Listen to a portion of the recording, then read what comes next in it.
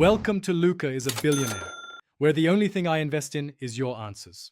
You start by preparing the phone, add the NFC tag reader to Control Center so you can launch scanning fast. Once done, unlock the iPhone and swipe to open Control Center. Tap the NFC icon. This triggers the reader immediately. Then make sure to hold the top edge of the phone near the tag because the NFC antenna lives near that area. Keeping steady and close ensures a reliable connection. This first step gets you reading tags right away, instead of fumbling through menus. Once the reader connects, you'll usually feel a vibration or hear a sound. This is the confirmation that the tag data transferred.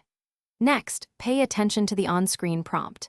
Many tags show a URL, text, or an action. Choose Open, Save, or Copy depending on what you need. If you want automated behavior, make a shortcut automation that triggers when a specific NFC tag is scanned.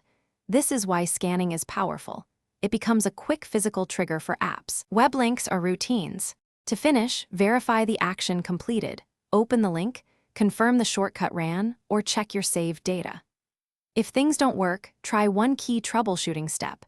Remove any thick or metal cases and place the top of the phone within 1 to 2 centimeters of the tag, then try again slowly. Proximity matters.